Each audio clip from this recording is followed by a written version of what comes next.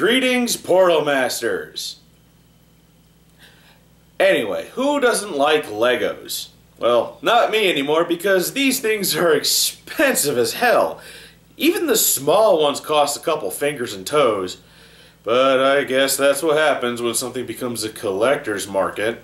I'm not really into the LEGO games. I think my LEGO Lord of the Rings trilogy review is proof of that. They're not very well made and have absolutely no challenge to them at all. You can brute force your way through the game as there's no game over or go back to an early checkpoint type of system. LEGO Dimensions differs from other Toys to Life games in that there hasn't been any sequels so far. While Skylanders has had 6 games and Disney Infinity with barely a third, LEGO Dimensions has story packs, which are as close to full-fledged games as you're gonna get. There's also level packs, followed by team packs and fun packs, and I'll talk about those later. As for development history, I can only assume that Warner Brothers saw the buku bucks Skylanders and Disney Infinity were bringing and said, hey, let's do the same thing with our LEGO series of licensed games. I'm sure the LEGO company will love that idea. They pretty much have most of the bricks laying around, as not like there was that much effort needed on their part. When it comes to the toys, they're LEGO minifigures. There's not much else to them. You don't even need the figure itself, just the base they attach themselves to. The figures are read-only. The vehicles and gadgets are able to be written to as they have different configurations with different abilities. The stupid thing about this is that the instructions are in the game. They don't come printed in the package. So when downloading a near 13 gigabyte patch,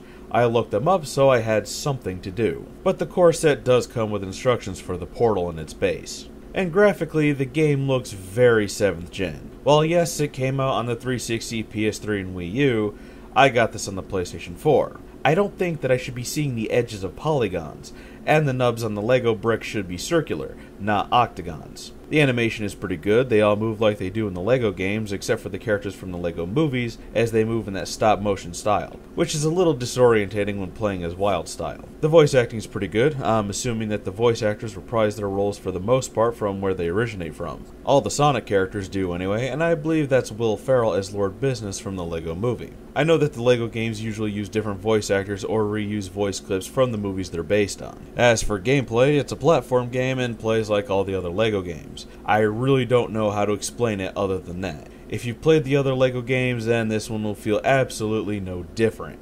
And I mean that it will feel no different because it's running on the same game engine since 2005. I think anyway, as the game feels so obviously dated. And it doesn't help that they crank out LEGO games from 1 to 3 games a year. It's not as bad as Data Design Interactive. You know who they are, the group of people that produce so much shovelware for the Wii like Anubis II and Ninja Bread Men. The main issue I have with the gameplay, and is where LEGO Dimensions fails, horribly, when compared to other Toys of Life games, is that there's no workarounds during the main story, which follows Batman, Gandalf, and Wild style. You need them for the main story, and there's mandatory puzzles that only they can solve. So if you buy LEGO Dimensions and think that you could get some other characters from your favorite movies or TV shows and play them instead, you're sadly mistaken. Sure, you can add them to the story, but they're more like side characters. You can have up to 7 characters, vehicles, and gadgets on the Portal at once and can switch between them by pressing triangle or your console of choice equivalent. Each character can attack with square. Holding square will let them use a special ability, circle will use a utility ability, and X will jump. Characters are divided into categories, like Sonic and Wild style being acrobatic and able to wall jump, or how Batman can use stealth in certain areas to sneak by things. However, you won't know this by looking at the toy. You have to look it up in the game. While with a game like Skylanders, the figure itself tells you the element and what ability they have, if any. And speaking of Sonic, he is the most overpowered character I have. His speed, homing attack, and spin dash are nuts. He can clear out rooms of enemies in seconds. And when you fill the meter that's around him in his portrait, jump then press circle, he transforms into Supersonic and can keep that form as long as you keep collecting the LEGO bit currency. You can rent heroes for the in-game currency you collect so you can solve puzzles that require figures you don't have. This is something that was added in after launch, however, so if you haven't played it since then because you weren't going to collect all the figures, this is a bypass for that extra content. The Portal base itself is different than most Toys of Life games. Like Disney Infinity, there's 3 spaces, but they aren't designated for certain things like how Disney Infinity only had a space for 2 figures and 1 playset or power disc. The portal itself also has puzzle-solving elements to it, where you need to move the figure between the 3 spaces. This would be neat if the game wasn't as buggy as it is.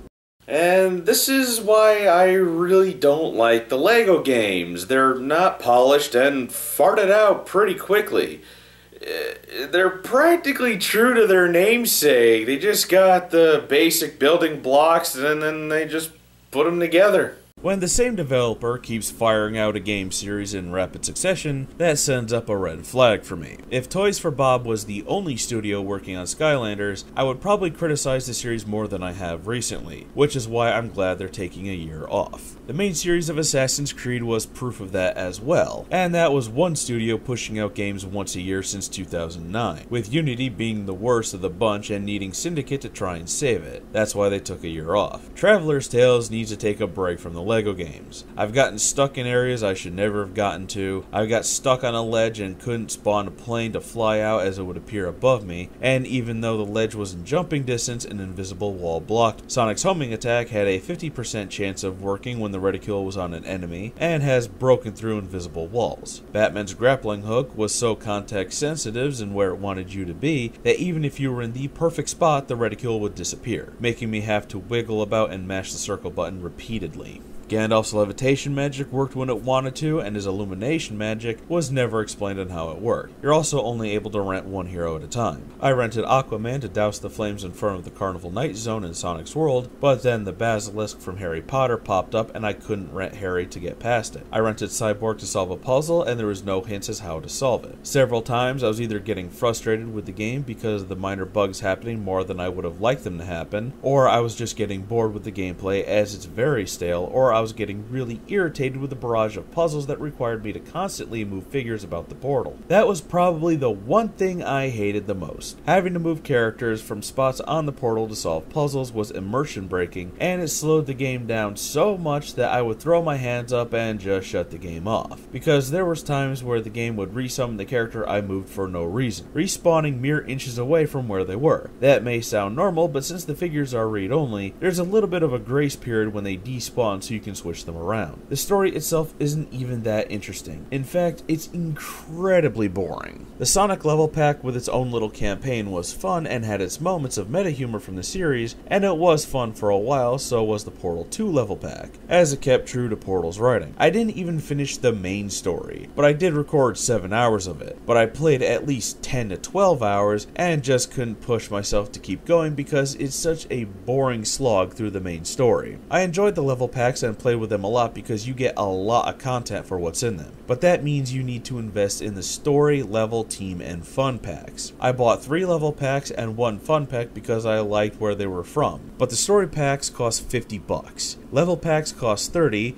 team are $25, and fun packs are $12. Story packs have a new base for the portal, 1 or 2 characters depending on the story, and a vehicle or gadget. Level packs come with a character and 2 vehicles or gadgets. Team packs have 2 characters and 2 vehicles or gadgets, and a fun pack has 1 character and 1 vehicle or gadget. So this game is a money sink, more so than Skylanders, Disney Infinity, or Amiibo. The Sonic level pack gave me the most bang for my buck out of the ones that I bought. It gave me a 90-minute campaign and a very large world to explore. The Back to the Future level pack gave me a 20-minute story, and the level itself wasn't too interesting. You can go back to the past and change some things and see how they affect the present, but I really wasn't interested in it. The Portal 2 level pack was about 30 minutes for its campaign, and Stephen Merchant returns to voice Wheatley, and so did Ellen McLean for GLaDOS. And it was very Portal 2 in how it was written, and I enjoyed it and the level itself. The level packs have quests and challenges for you to complete, and a lot of nooks and crannies to find collectibles. Some items from other level packs will add to other packs. Like I was able to use the DeLorean from Back to the Future in the Portal 2 universe to go back in time to a Portal 1 test chamber. The level packs were really the only sorts of entertainment I was able to dredge from the game. But if you're gonna buy any of the packs, go on Amazon, they're like half the price. If you're an avid LEGO fan and collector of them, then this game will be perfect for you. But if you're a fan of the Toys to Life genre, then you're gonna find it lacking. The figures don't level up, you can't customize their different movesets. The main story doesn't let you play with the figures that you want to play as, because Batman, Gandalf, and Wildstyle are required to solve puzzles to progress through the game. So even if you have a team of figures you like and are going through the main story, you have to constantly shuffle them about to get past certain areas. At least in Skylanders, you're only blocked off from optional areas. There's no roadblock that says